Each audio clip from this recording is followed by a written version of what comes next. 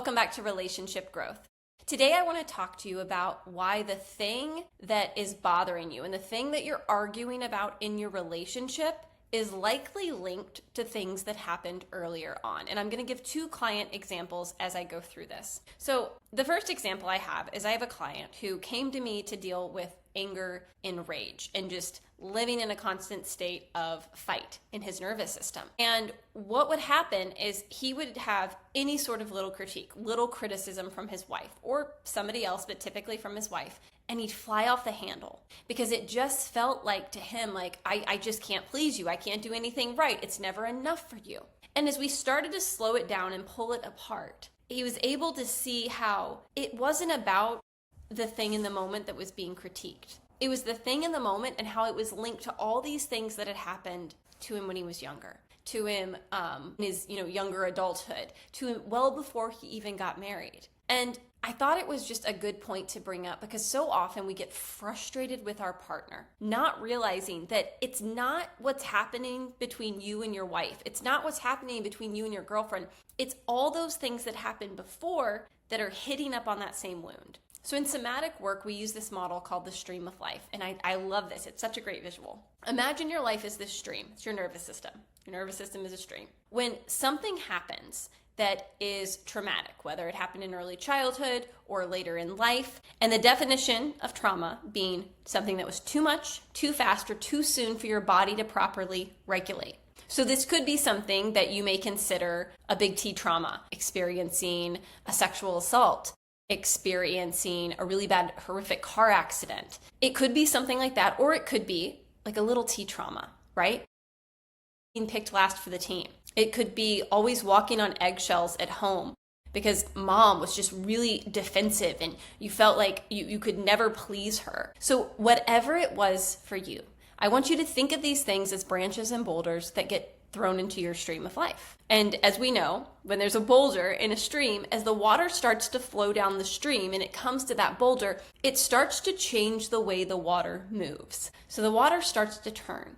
And we call this in somatic work the trauma vortex. And this is what we get stuck in a lot. Like that client of mine who would hear that little critique. As that water's coming down, he hears that little critique. It's bumping up against that wound, that deeper issue, and maybe even a few branches along the way, right? And so he gets stuck in this cycle, which in his case put him into a state of survival, fight in particular, feeling this rage come on, whether it was projected out or suppressed and projected, internally towards himself because he couldn't stand the way he was acting.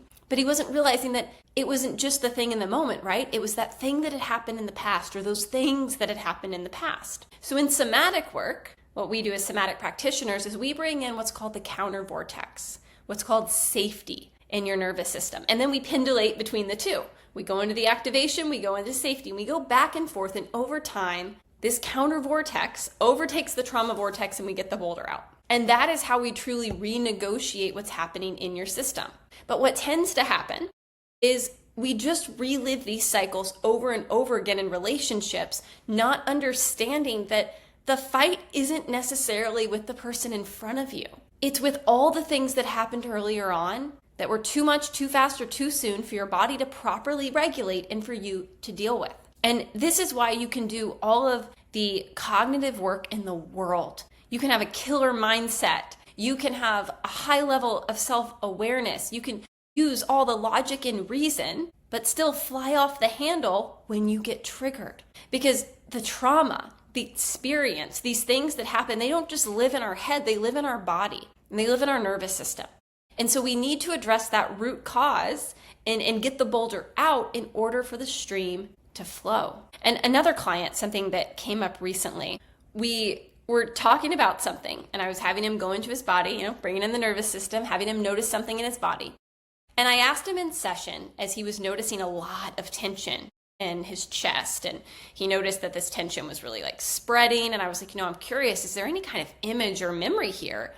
And he was like, yeah, there is. And I was like, I'm curious, is it a memory when you were younger? What's coming to mind? He's like, yeah, it's this memory of when I was 8. He's like, but I don't really want to talk about it. And I get that a lot when I work with men. It's like, I don't really want to talk about it. And the beauty of nervous system work versus traditional talk therapy is You don't have to. We can work with what's showing up in your body without going into the details. In fact, it's better that way, because that way we're dealing with the response in your nervous system instead of the story created around the response that's happening.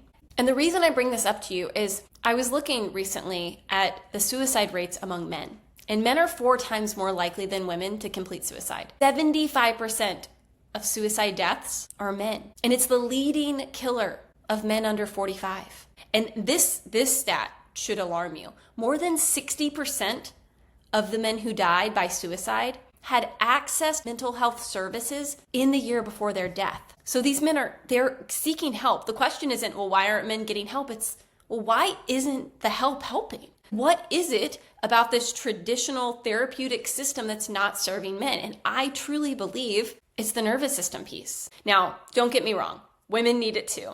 But the reason I want to talk about men in particular here is because I have clients where they don't want to talk about it. And I found that, when it comes to building intimacy in general and bonding, women share. We bond through sharing. We feel good when we share. That's why a group of girls gets together. I love talking to my girls. I talk to a friend every day. We share. Men tend to bond through solving, through fixing. So asking a guy to sit down and just talk about something, it's not having the same effect. Now, I would argue that yes, women need the nervous system work too. But for the purpose of this podcast, I want to hone in on men, because something that I've seen is when we ask men just to talk about something, it can also feel very uncomfortable because society historically has told men to toughen up, to keep it to themselves, put your head down and keep moving forward. And I work with men that have come out of the military, and a lot of them, there is trauma there can be some PTSD there, and they learned to operate through some very difficult things. And they learned to compartmentalize things. And I actually just recently heard a friend talking about this on a podcast about how he had gone to, seek counseling after retiring from the military. And the therapist was asking him about, well, tell me about some of the things you saw over there, trying to get him to talk about it, right? And what happened is she opened Pandora's box because he did. But the problem is, as he's talking about this and he's finally putting words to these things he saw and experienced, she then said, we're at time. We'll pick this up in 2 weeks. And he was left there with all of this stuff out on the floor. I mean, think about it. It's like going over to someone's house with a box of just stuff and taking everything out and putting it around their house and being like, okay, I'll be back in 2 weeks to help you clean it up. You'd be like, wait, why did you just do that? Why did you just have me open up? Is really dangerous. And it's dangerous for anyone. Talk therapy can be re-traumatizing when we bypass the body, if we're not tracking what's going on in someone's system. Because then we can't tell, are they just able to talk about this? A lot of people can talk about really horrific things that happen to them and seem fine because they're really disassociated from it, right? But they're not fine. We track the nervous system and how to see this so that you can, again, renegotiate. You can pendulate between the two things, like I said earlier, safely.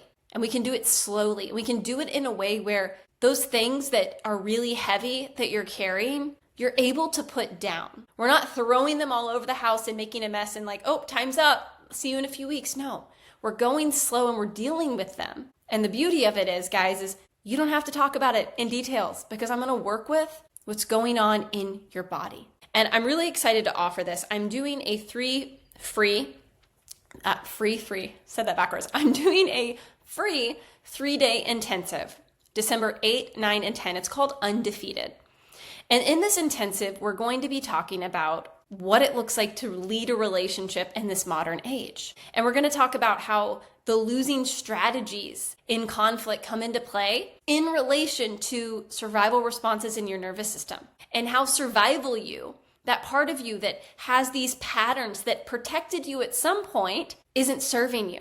And how strategic you can come in and lead from a place of presence, of being grounded, and create safety so that you can be in a relationship where you feel respected, you feel cared for, you feel nourished, and you're able to provide safety to your partner and lead with love. And in order to do that, we've got to work with the nervous system. And so if that sounds like something that would benefit you, I'd love to have you.